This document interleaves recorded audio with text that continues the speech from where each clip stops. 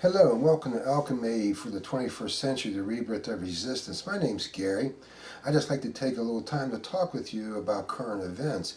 As we already know, April was a very dramatic and chaotic month for the world, pushing mankind toward more hate, division, and distrust. And it is only the second month of the new year according to the old Roman calendar. And this brings us to May. There are two cosmic windows in May, each consisting of 4 days. One has already been completed and we are moving toward the second one. And a cosmic window is a point in time where it's possible to nudge the consciousness of a culture in a certain direction with engineered events.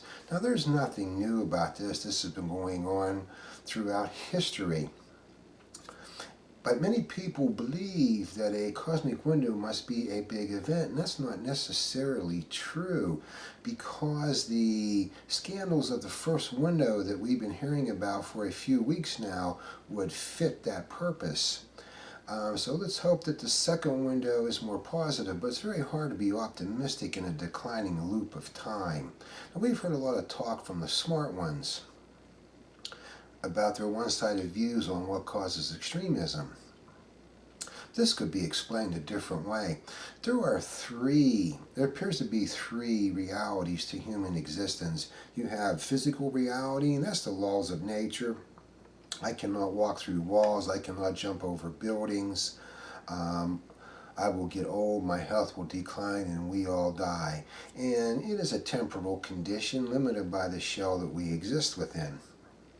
Then there is social reality, and social reality is the invented reality that one is born into that consists of the rules of existence, the knowledge, and institutions that enable a culture to function or dysfunction.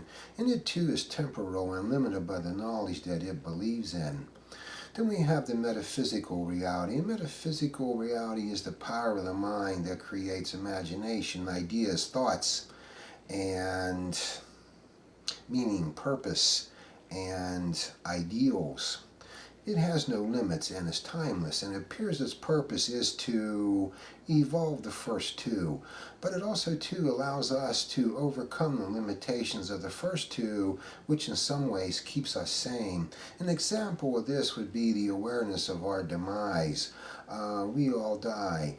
And we also know too that medical science or social reality cannot overcome that limitation. So then we call upon the metaphysical. Maybe there is life after death. Maybe there is purpose to our existence. Or maybe someday medical science will be able to extend life.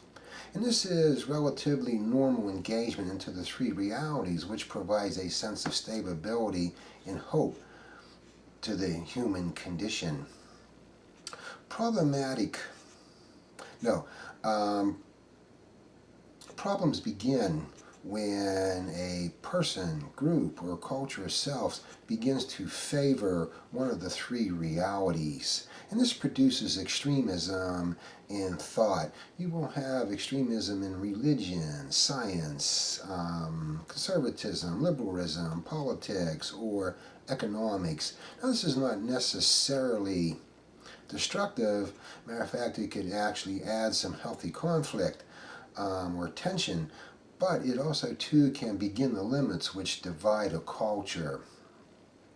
Problematic or fundamental extremism happens when the person, group, or culture begins to disengage from one or more of the three realities, and this produces different types of fundamental extremism, and the only difference is how they kill and how they're accepted by the culture, because it is a form of fundamental extremism to believe in an economic model or structure that allows for extreme poverty, homelessness, the rationing of health care, the exploitation of human misery, and the disregards for human life and dignity. It is fundamental extremism because it is taught that this is the best it can be, that its failures must be ignored, and that there can be nothing better. And what this is called is disengagement from the metaphysical. It produces an environment that is void of goodness, compassion, justice, and new ideas. And it functions on exploitation with a sociopathic corruption in order to achieve its physical and social goals, which are profit, power, and the quest for everlasting youth at any cost. And examples of this would be the events that happen in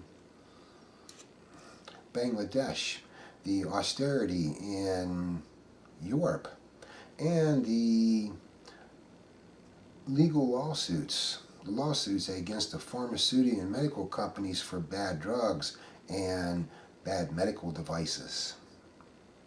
So we must remember, for every action there is a reaction, and it is the disengagement from the metaphysical that creates its own opposition, and this occurs when the person, group, or culture begins to disengage from the social and physical realities and falls into the trap of the metaphysical.